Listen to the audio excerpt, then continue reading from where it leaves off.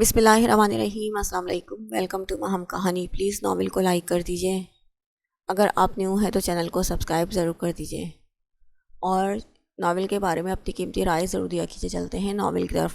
تم بتاؤ، شیر زمان واپس اپنے سنجیدہ انداز میں لوٹ آیا۔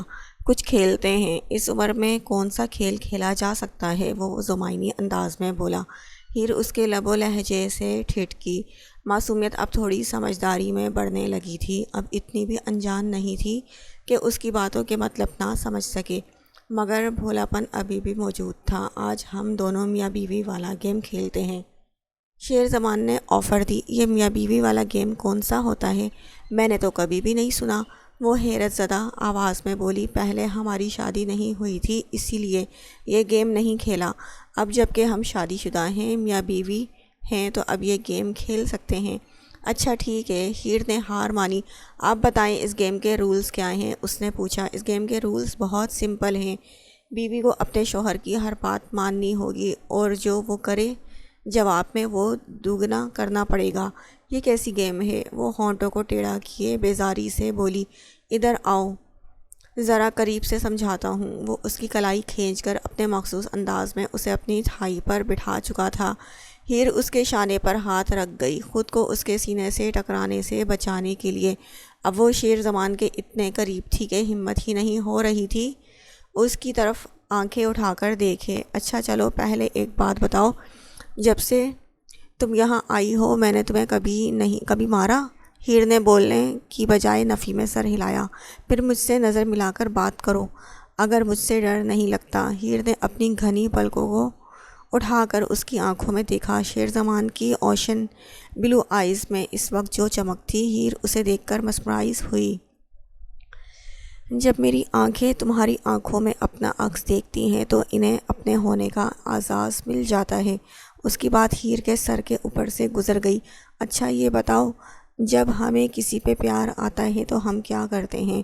ہیر نے اس کی بات پر اپنے ناتواں ذہن پر زور ڈالا۔ کیا؟ وہ سوچنے کے انداز میں اپنے گال پر انگلی رکھے بولی۔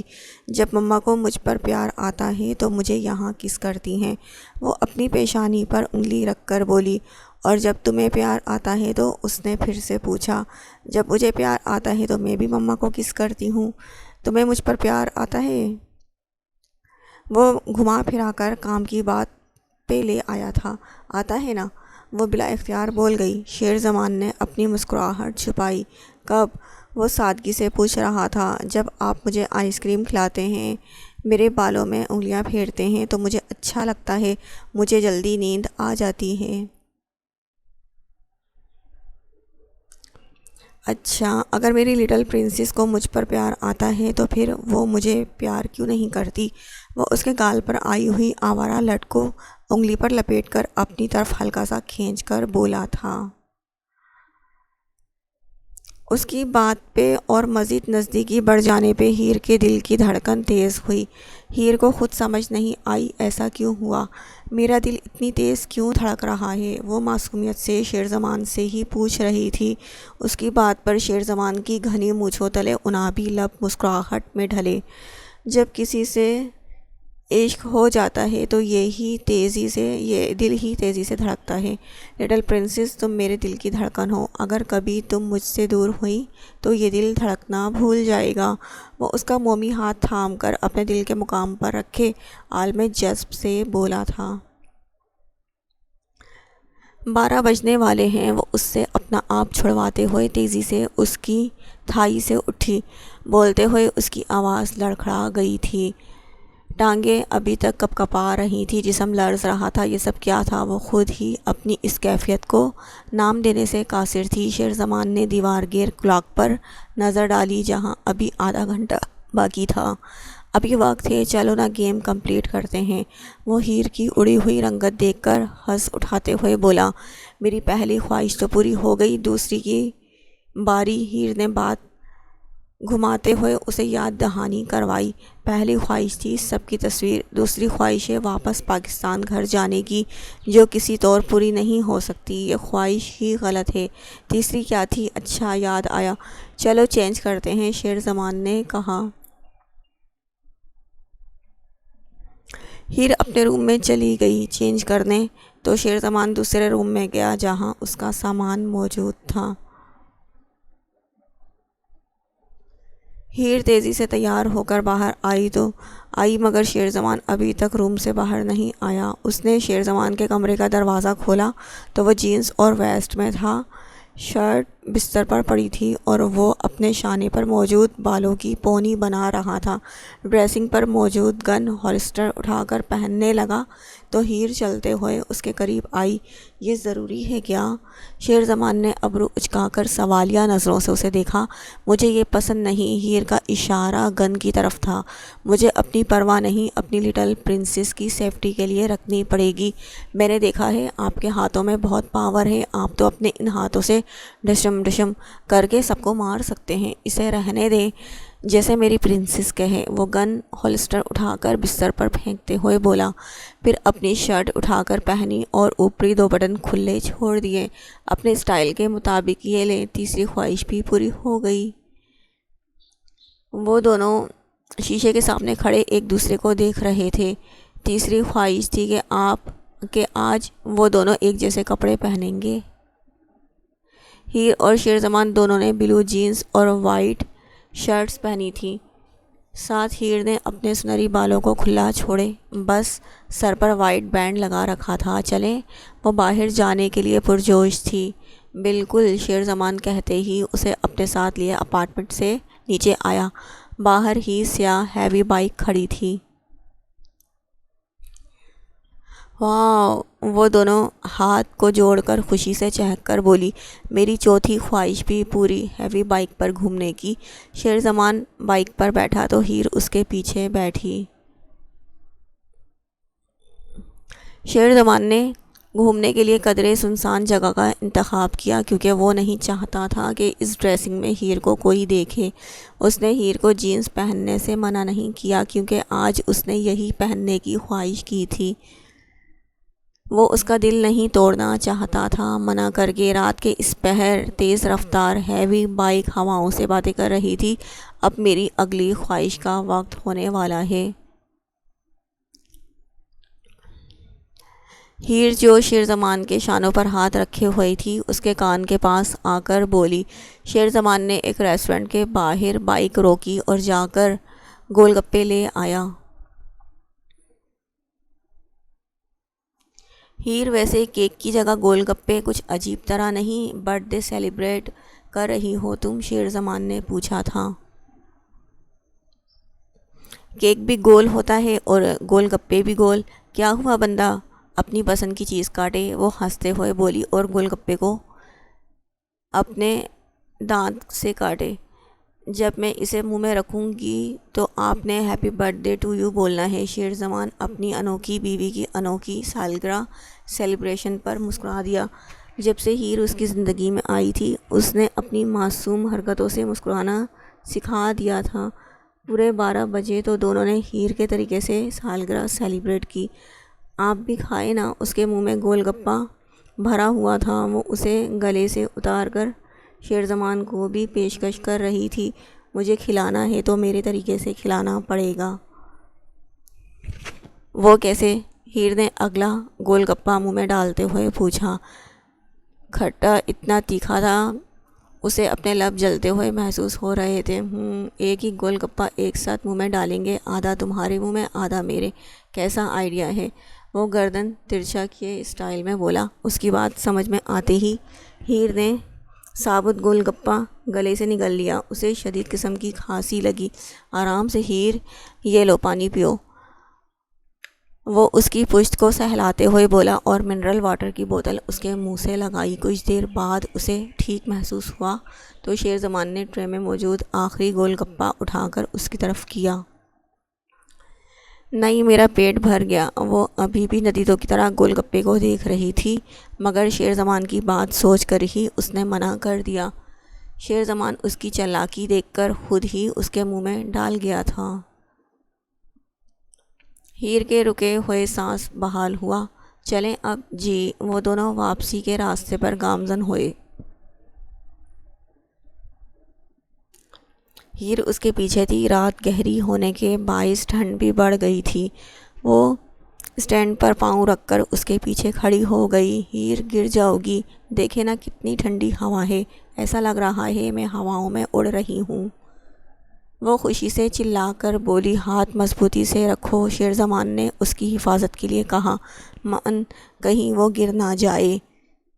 ہیر نے شیر زمان کی گردن پر دیکھا جہاں غراتے ہوئے شیر کا ٹیٹو بنا ہوا تھا۔ اس نے ڈرتے ڈرتے اس کو اپنے پوروں سے چھو کر دیکھا۔ یہ مجھے بہت پسند ہے۔ آج وہ خوش تھی، اسی لیے دل کی بات کر گئی۔ ہیر کے یوں چھونے پر شیر زمان دل سے مسکرایا۔ اس کے گال کا ڈمپل گہرا ہوا۔ آج آسمان سے سب ہمیں دیکھ کر کہیں گے کہ کتنے پاگل ہیں یہ زمین زادے۔ اس کے کھلے گیسو تیز ہوا کے دوش پر لہرا رہے تھے۔ وہ اونچی آواز میں آسمان کی طرف دیکھ کر بولی، ہیر زمین زادے نہیں عشق زادے۔ اس کی گردن ترچھی کیے کہا۔ ہیر اپنے دونوں ہاتھ شیر زمان کی گردن کے گر باندھ گئی۔ ایسا کر کے وہ شیر زمان کے قبض سے قابو کیے ہوئے جذبات کو ہوا دے گئی۔ شیر زمان نے بائک کی رفتار میں تھوڑی کمی کی اور ہیر کی گردن میں ہاتھ ڈال کر اس کا چہرہ اپنی طرف کیا۔ ہیر کھڑی تھی، وہ اس پر جھکی تو شیر زمان کے چہرے پر اس کے سنہری بال بکھر گئے۔ اس نے ہیر کی پیشانی کو اپنے لبوں سے چھوا۔ اس ٹھنڈ میں ہیر اس کے عمل پر مزید ٹھنڈی پڑ گئی۔ وہ پیچھے ہوئی اور واپس اپنی جگہ پر بیٹھ گئی۔ شیر زمان نے پیچھے مڑ کر دیکھا، اس کے چہرے پر پھیلے حیا کے رنگ دیکھ حیران ہوا۔ صرف اتنے میں ہی اس کے گال دہکتے ہوئے لال انگارہ ہو گئے تھے۔ دونوں واپس اپنے فلیٹ میں آئے تو شیر زمان نے اس کا من پسند کھانا بنایا، پھر مل کر کھایا۔ اب وہ دونوں اپنی جگہ پر لیٹ گئے کیونکہ رات کافی بیت چکی تھی۔ شیر زمان اپنی جگہ پر لیٹا ہوا تھا اور اپنے موبائل پر کچھ ضروری میسیجز چیک کر رہا تھا۔ ہیر نے اس کا ہاتھ پکڑ کر اپنے گال کے نیچے رکھا۔ شیر زمان اب لیفٹ ہینڈ سے موبائل یوز کرنے لگا۔ کچھ آفیشیل میسیجز تھے جن کا جواب دینا لازمی تھا۔ اس نے اپنا کام مکمل کیے ہیر کی طرف دیکھا جو آنکھیں موندے شاید سو چکی تھی۔ وہ ایک ہاتھ سر کے نیچے رکھے ہیر کی طرف رخ کیے کروٹ کے بل لیٹا۔ زندگی دو پل کی، انتظار کب تک،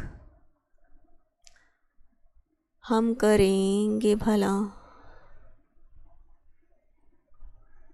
تمہیں پیار کب تک، نہ کریں گے بھلا زندگی دو پل کی۔ وہ اپنی سحر انگیز آواز میں ہولے سے گنگنایا۔ یہ سحر انگیز آواز اسے زیگن سے وراثت میں ملی تھی، مگر آج پہلی بار وہ گنگنایا تھا۔ وہ خود کو اس کی سحر انگیز آواز میں خود کو کھویا ہوا محسوس کر رہی تھی۔ مجھے نیند نہیں آ رہی، ہیر ایک آنکھ تھوڑی سی کھول کر بولی۔ شیر زمان فوراً خاموش ہو گیا، یعنی وہ جاگ رہی تھی۔ وہ جان گیا تھا کہ ہیر کیوں نہیں سوئی تھی۔ شیر زمان نے اپنی انگلیاں اس کے ریشمی گیسوؤں میں ہولے ہولے چلائیں۔ آپ کی یہ خوشبو ہمیشہ میرے پاس رہے گی نا؟ ہیر بند آنکھوں سے بولی، اس کی کلون کی مہک کو اپنی سانسوں میں بھرتے ہوئے۔ میں وہ خوشبو نہیں جو ہواؤں میں کھو جاؤں گا، تم ہمیشہ اسے اپنے سانسوں میں بسا ہوا پاؤ گی۔ وہ فسوخیز آواز میں بولا۔ جانے کتنی دیر بیت گئی، اسے ہیر کی سانسوں کی مدھم سی آواز آنے لگی جو اشارہ تھا کہ وہ سو چکی ہے۔ شیر زمان کی ایک طرف رکھے موبائل سے میسج ٹو نوٹیفیکیشن موصول ہوئی تو اس نے اس کی اسکرین پر دیکھا۔ اسے دیکھتے ہی شیر زمان کے چہرے کے نرم تاثرات درشتگی میں بدلے۔ وہ اپنی جگہ سے اٹھنے لگا مگر اس کا ایک ہاتھ ابھی بھی ہیر کے گال کے نیچے تھا۔ اس نے دھیرے سے اپنا ہاتھ اس کے گال کے نیچے سے نکالا جہاں اب سرخ نشان بن گیا تھا۔ شیر زمان نے دوری کو نزدیکی میں بدلتے ہوئے اس کے سرخی مائل گال پر اپنے لب رکھی تھی۔ کتنا روح پرور احساس تھا، اس سے پہلے کہ وہ پیچھے ہوتا۔ ہیر جو شاید ابھی بھی نیند میں خود کو ہواؤں میں اڑتا ہوا محسوس کر رہی تھی، پیچھے ہوتے ہوئے شیر زمان کی شرٹ کا کالر دبوچ گئی۔ شیر زمان نے اپنی پرنسس کے پیارے سے عمل پر خوش ہوتے ہوئے دوسرے گال پہ بھی پیار کیا۔ وہ اس کی مونچھوں کی چبھن سے تھوڑا سا کسمسائی، مگر پھر واپس نیند میں ڈوب گئی تھی۔ شیر زمان آہستگی سے اپنا کالر اس کی نازک سی گرفت سے چھڑواتے ہوئے وہاں سے اٹھ گیا۔ کیا تمہارے شوہر نے بھی تمہارے ساتھ جنت جو لان میں گھاس کے پاس بیٹھی زائشہ کے ساتھ بیٹھی تھی، اسے خاموش دیکھ کر پوچھنے لگی۔ نہیں جنت، ایسا کچھ نہیں ہوا ہے۔ زائشہ نے اس کی بات پر فوراً نفی میں سر ہلایا۔ جنت، تم اپنی اسٹڈیز کمپلیٹ کر لو، اچھا وقت گزر جائے گا، زائشہ نے اسے مشورہ دیا تاکہ وہ الٹی سیدھی سوچوں کو دماغ میں جگہ نہ دے۔ میرا دل نہیں کرتا پڑھنے کو، وہ بیزاری سے بولی۔ تمہیں تو پڑھنے کا بہت شوق تھا اور تم تو منت سے زیادہ اچھی تھی پڑھائی میں۔ نہیں زائشہ آپی، میں کبھی بھی اچھی نہیں تھی۔ آپ کو پتہ ہے میں کیا ہوں؟ زائشہ نے حیرانگی سے استفسار کیا۔ وہ کھوئے ہوئے انداز میں بولی، میں رکھیل ہوں، جسم فروش۔ اور جنت پلیز خاموش ہو جاؤ، بھول جاؤ یہ سب۔ وہ اس کا ہاتھ پکڑ کر بولی، اپنے بھائی کی طرف سے میں معافی مانگتی ہوں، خدا را معاف کر دو ہمیں، زائشہ تڑپ کر بولی تھی۔ زائشہ تم میرے لیے دعا کرو نا، میں مر جاؤں۔ جنت پلیز اپنی بیٹی کی طرف دیکھو، اسے تمہاری ضرورت ہے، باقی سب بھول جاؤ، مگر اس کی طرف دیکھو۔ مشکل ہے مما، آؤ۔ منت جو ان دونوں کے پاس لان میں کھیل رہی تھی، جنت کو اپنی طرف متوجہ کرنے لگی۔ جنت آیت کو دیکھ کر ہوش کی دنیا میں لوٹ آئی، اس وقت نارمل ہو گئی تھی۔ وہ منت کو لے کر اپنے روم میں چلی گئی کپڑے تبدیل کروانے کے لیے، کیونکہ وہ مٹی سے اپنے کپڑے گندے کر چکی تھی۔ زائشہ جانے کتنی دیر زیان اور جنت کے ساتھ ساتھ منت کے مستقبل کے بارے میں سوچتی رہی، ساتھ ہی سوچ پلٹ کر حسام پر جا رکی تھی۔ حسام، آپ کو کیا ایسا لگ رہا ہے کہ میں اب تک ابتسام کو بھلا نہیں سکی؟ آپ کو میری آنکھوں میں اپنے لیے کوئی احساس نظر نہیں آتا؟ یہ بے رخی کیوں؟ جب سے آئے ہیں ایک بار بھی مجھ سے بات نہیں کی۔ وہ اکیلی بیٹھی ہوئی خود ہی سے ہم کلام تھی۔ آج شہریار سب کے ساتھ حویلی آیا ہوا تھا تاکہ ابتسام کو لے کر جو غلط فہمی پیدا ہو چکی تھی وہ دور ہو جائے۔ سب شام کو کھانا کھا کر اپنے اپنے رومز میں جا چکے تھے۔ حسام زائشہ کے روم میں تھا، جو شادی سے پہلے زائشہ کا ہوا کرتا تھا۔ وہ کافی دیر سے کھڑکی میں کھڑا نیچے اکیلی بیٹھی زائشہ کو دیکھ رہا تھا۔ زائشہ، اس بار تمہیں پہل کرنی ہوگی۔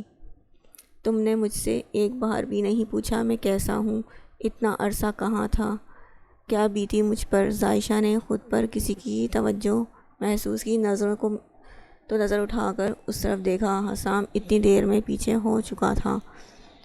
وہ اپنی جگہ سے اٹھی اور اپنے کمرے تک آئی۔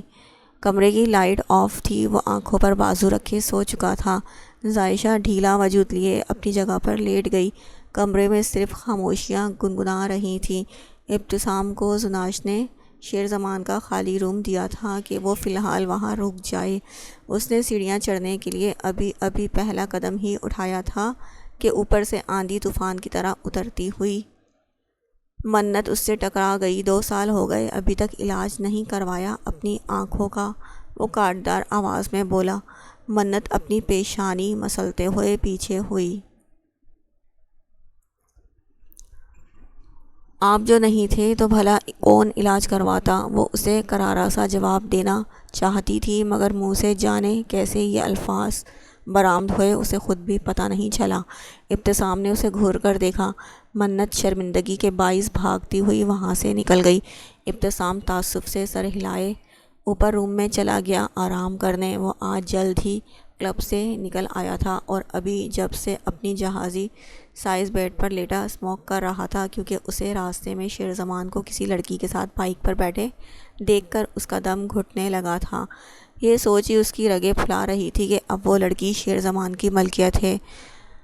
اس سے اپنی ذلت کا بدلہ لیتے ہوئے اس نے غصے میں اٹھ کر سائڈ ٹیبل پر ٹھوکر ماری، جس سے وہ ٹیڑھی ہوتے ہوئے نیچے گری اور اس پر لگا کانچ ٹوٹ کر چکناچور ہو گیا۔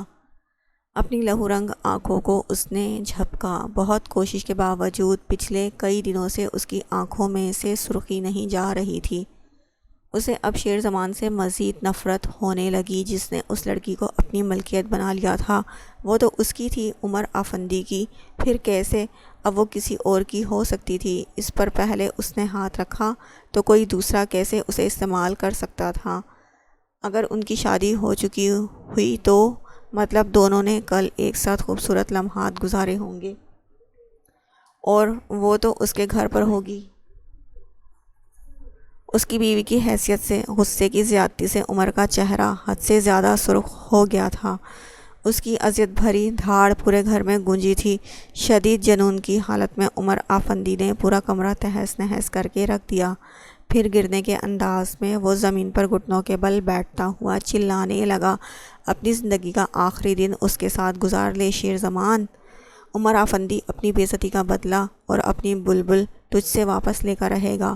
خون آلود آنکھوں سے وہ مخملی قالین کو گھورتے ہوئے وہ نہایت تنفر سے غرایا۔ ہیلو، اس نے فون ملایا۔ ہیلو جی، مجھے آپ کو آپ کی بیٹی کے بارے میں ایک پکی خبر دینی ہے، عمر آفندی نے کہا۔ بتاؤ میری بیٹی کہاں ہے؟ تمہیں جو بھی چاہیے مل جائے گا، مگر میری بیٹی کو کچھ نہیں ہونا چاہیے۔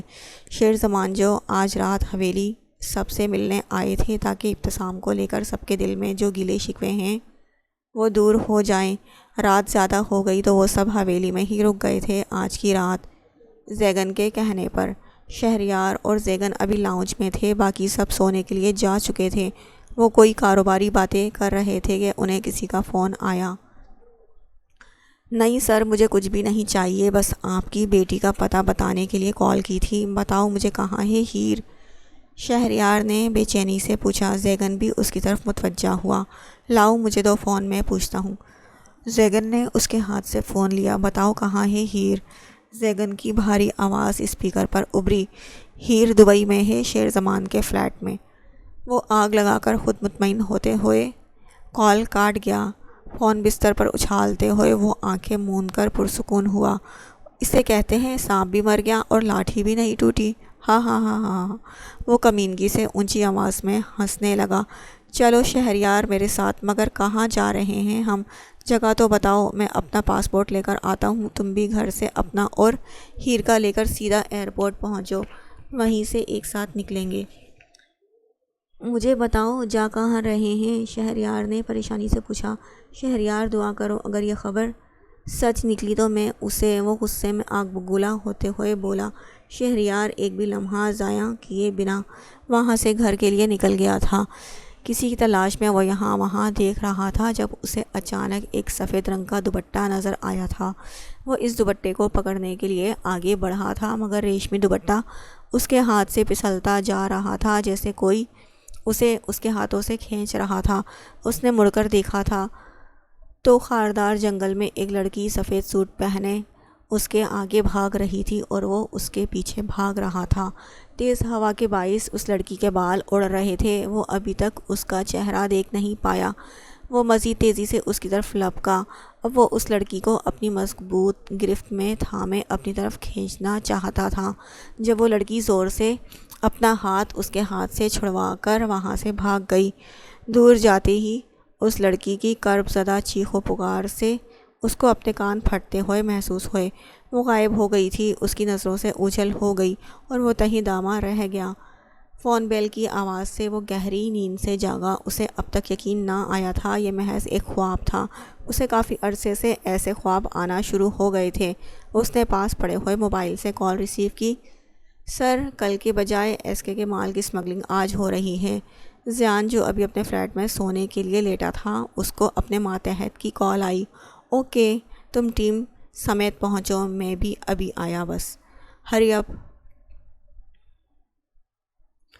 وہ اسے آرڈر جاری کرتے ہوئے کمفرٹر خود سے پیچھے پھینک کر بستر سے باہر نکلا۔ آج بھاری مقدار میں افیم، چرس، گانجا اور ہتھیاروں کی سمگلنگ ہو رہی تھی جو پاکستان سے اسمگل ہو کر افغانستان کے راستے سے باہر بھیجے جا رہے تھے۔ 2 گاڑیاں اور ایک ٹرک تھا جس میں اوپر پھلوں کی پیٹیاں لگا رکھی تھیں جس سے شبہ نہ ہو کہ نیچے کیا رکھا ہے۔ وہ تینوں گاڑیاں اپنے سفر پر روانہ تھیں کہ کسی 3 افراد نے آ کر ان کا راستہ روکا۔ ٹرک سب سے آگے تھا۔ اس میں موجود ڈرائیور ان لوگوں کو اپنا راستہ روکنے کی وجہ پوچھنے کے لیے اتر کر باہر آیا، مگر اسے کیا پتہ تھا وہ اپنی موت کی طرف خود قدم بڑھا رہا ہے۔ مقابل موجود شخص نے بنا اس کی بات سنے اس پر وار کیا۔ وہ نیچے گر کر تڑپنے لگا۔ پیچھے موجود دونوں گاڑیوں اور ٹرک میں چھپے لوگ بھی باہر نکل آئے۔ وہ کل ملا کر 20 سے 22 لوگ تھے، اور وہ 3 جن میں ایک ظاہری خد و خال کی لڑکی معلوم ہو رہی تھی۔ رات کے اندھیرے میں سنسان سڑک پر چند منٹوں میں لاشوں کے ڈھیر لگ چکے تھے۔ بہت بھاگ لیا، اب تمہارا کھیل ختم، اس نے پیچھے سے آ کر اس نقاب پوش کی پشت پر گن کی نال رکھتے ہوئے کہا۔ ہمیشہ کی طرح آج بھی لیٹ پہنچے ہو۔ رات کے پراسرار خاموشی میں اس نقاب پوش کی وحشت زدہ آواز سنائی دی۔ پل بھر کے لیے زیان کے بھی رونگٹے کھڑے ہوئے۔ تم پولیس والوں کی اتنی اوقات نہیں کہ اتنے مال کو پکڑ سکو، ہمیشہ لیٹ پہنچتے ہو۔ وہ استہزائیہ انداز میں ہنسا۔ کون ہو تم؟ زیان نے اس سے سپاٹ انداز میں سوال کیا۔ مرد پیچھے سے وار نہیں کرتے، ڈرپوک کرتے ہیں وار۔ مرد ہے تو سامنے سے وار کر کے دکھا۔ وہ نقاب پوش اپنی گمبھیر آواز میں بولا۔ اس نقاب پوش نے ایک ہاتھ مار کر زیان کے ہاتھ میں موجود گن دور گرائی اور اس کی گردن کو اپنے بازو میں لپیٹا۔ زیان نے جب گردن گھما کر سیاہ ہڈی میں موجود نقاب پوش کی آنکھوں کی طرف دیکھا تو آج اس کا شک یقین میں بدل گیا۔ کئی لمحے تو اسے یقین کرنے میں لگے، مگر وہ خود کو سنبھال چکا تھا۔ اس کی نظر اس کے ہاتھ پر گئی جہاں ابھی بھی گن موجود تھی، اور اس کے ہاتھ کی انگلی میں شیر والی رنگ جو اس نے 2 سال پہلے بھی دیکھی تھی جب وہ لڑکیوں کو یہاں سے بچانے آیا تھا اور جنت والا معاملہ ہوا تھا۔ تب بھی اس نے نقاب پوش کی انگلی میں یہی رنگ دیکھی تھی، مگر یہ سوچ کر جھٹلا دیا تھا کہ ضروری نہیں ایسی رنگ صرف ایک انسان کے پاس ہی ہو۔ اپنا چہرہ دکھاؤ، وہ کرختگی سے بولا۔ ہم سب کی خواہشیں پوری کرتے ہیں، تمہاری یہی خواہش ہے تو یہی صحیح۔ اس نے ہاتھ ڈال کر چہرے سے ماسک اتارا۔ اب تو شک کی گنجائش نہیں رہی تھی۔ وہ نیلی آنکھیں شیر زمان کی ہی تھیں اور وہی چہرہ۔ میرے راستے میں آنے والے کو میں بخشا نہیں کرتا، مگر تمہیں چھوڑ رہا ہوں کسی کے صدقے۔ شیر زمان کی آنکھوں میں زیان کی معصوم سی بیٹی کا چہرہ لہرایا تو وہ اپنے درشت انداز میں بولا۔ ایک اور بات، مجھے پکڑنے کی خواہش کو بھول جاؤ۔ وہ اپنے چہرے سے اترا ہوا ماسک زیان کے پیچھے کھڑے ہوئے انسان کی طرف پھینکتے ہوئے بولا تھا۔ اس انسان نے نہایت پھرتی کا مظاہرہ کرتے ہوئے پیچھے سے زیان کے چہرے پر وہی نقاب ڈالا۔ زیان اچانک اس حملے کی تاب نہ لا سکا۔ اس انسان نے زیان کو دھکا دیا تو وہ روڈ پر گرا۔ زیان کی ٹیم میں سے ایک نے ان تینوں پر فائر کھول دیا جو ان تینوں میں سے ایک کی بازو میں لگا، مگر وہ تینوں رات کے اندھیرے میں غائب ہو چکے تھے۔ وہ سب ہاتھ ملتے رہ گئے۔ کتنی بار کہا ہے اسے مت لایا کرو۔ شیر زمان کی رعبدار آواز اسے اپنے کانوں میں سنائی دی۔ میں نے نہیں کہا تھا، یہ خود ہی، وہ منمنایا اس کے سامنے۔ چلو اسے لے کر ہاسپٹل، اس نے مقابل موجود انسان کو حکم دیا۔ جی باس، اس نے شرمندگی سے مؤدب انداز میں کہا۔ شیر زمان اس کی زندگی بچانے کے لیے آج رات یہاں رک گیا تھا۔ اسے کیا پتہ تھا دوسری طرف کوئی اس کی زندگی کو اس سے دور لے جائے گا۔ دروازہ کھولو۔ فلیٹ کے باہر زاہد موجود تھا اپنی گن سمیت۔ سر، مگر شیر زمان صاحب نے کہا ہے ان کے علاوہ کسی کو اندر نہ جانے دیا جائے۔ معذرت، میں آپ کو جانے نہیں دے سکتا۔ زاہد نے سر جھکائے ہوئے کہا۔ میں باپ ہوں اس کا، زیگن نے کڑے تیوروں سے کہا۔ زاہد ان باپ بیٹوں کے تیور دیکھ کر رہ گیا۔ آج پتہ چلا تھا شیر زمان کس پر گیا تھا۔ جی سر۔ زاہد نے دروازہ کھول دیا۔ زیگن اور شیر زمان دونوں اندر گئے۔ رات کا اندھیرا صبح کی روشنی میں بدل چکا تھا، مگر ہیر ابھی سوئی تھی کیونکہ وہ رات کو لیٹ جو سوئی تھی۔ ہیر ہیر کہاں ہو تم؟ شہریار کی اونچی آواز گھر میں گونجی۔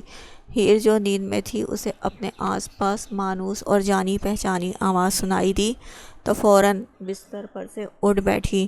اسے پھر سے وہی آواز سنائی دی۔ یہ اس کا وہم نہیں تھا، یہ سچ میں اس کے بابا کی آواز تھی۔ شہریار رومز کے دروازہ کھول کر چیک کر رہا تھا۔ دوسرے روم کو دروازہ جو ہی کھول کر سامنے ہیر کھڑی تھی، جینز اور شرٹ میں کھلے بالوں سے، آنکھوں میں نیند کی خماری لیے۔ شہریار نے اسے اپنی آنکھوں کے سامنے دیکھ کر بے چینی سے آواز دی، بابا! وہ بھاگتی ہوئی اس سے لپٹی۔ کیسی ہے میری بچی؟ وہ اسے اپنے سینے سے لگاتے ہوئے نم لہجے میں بولا۔ میں ٹھیک ہوں، وہ بھیگی آواز میں بولی۔ شہریار سے چپکی رہی۔ اسے ابھی تک یقین نہیں آ رہا تھا اس کے بابا اسے لینے یہاں آ پہنچے ہیں۔ ہیر چلو میرے ساتھ یہاں سے، شہریار نے کچھ لمحے بعد کہا۔ مگر بابا وہ شیر، تم چلو، شہریار نے اس کی بات درمیان میں کاٹ دی۔ چادر لے لو، شہریار نے اپنی بیٹی پر ذرا سی نظر ڈال کر کہا۔ اب وہ ان کی پہلی چھوٹی سی گڑیا نہیں بلکہ 17 سالہ جوان لڑکی لگ رہی تھی۔ ہیر نے کبٹ سے شال نکال کر اپنے اوپر اوڑھ لی۔ زیگن شہریار کے ساتھ ہیر کو باہر آتے دیکھ اپنی مٹھیاں بھینج کر رہ گیا۔ اسے شیر زمان سے یہ امید نہیں تھی۔ وہ غصے میں پاگل ہو رہا تھا۔ اس کی حرکت پر وہ کیسے 2 سال ہیر کو اپنے ساتھ رکھ سکتا ہے، وہ بھی اکیلے میں؟ زیگن خود کو شہریار کے سامنے شرمندہ محسوس کر رہا تھا۔ وہ کیسے نظریں ملائے گا شہریار سے اپنے بیٹے کے کرتوتوں کی وجہ سے؟ بھلا ہو شہریار کا جو زیگن کو شرمندہ کیے بنا ہیر کو ساتھ لیے خاموشی سے وہاں سے نکل گیا۔ یہ تو کوئی نہیں جانتا تھا کہ شہریار کی خاموشی کیا رنگ لانے والی ہے۔ یمنا جو لاؤنج میں بیٹھی تھی، ہیر کو شہریار اور زیگن کے ساتھ اندر آتے دیکھ کر بے یقینی سے بولی۔ اس کی بلند آواز سن کر ڈائننگ ٹیبل پر ناشتہ لگاتی ہوئی بریرا اور زناش نے بھی دروازے کی طرف دیکھا۔ زرشال جو جوس کا جگ لیے کچن سے نکل رہی تھی، وہ بھی مڑی۔ ہیر کو اندر آتے دیکھ سب حویلی کے لاؤنج میں جمع ہو گئے۔ ابتسام اور حسام بھی اس کی طرف بڑھے۔ مما! ہیر بھاگ کر یمنا سے لپٹ گئی۔ میری بچی! یمنا نے اس کی ساتھ لگتے ہوئے محبت بھرے انداز میں کہا۔ دونوں ایک دوسرے کو اتنے عرصے بعد دیکھ کر رونے لگے تھے۔ ابتسام اور حسام نے اسے اپنے گلے سے لگایا، پھر سب باری باری ہیر سے ملے۔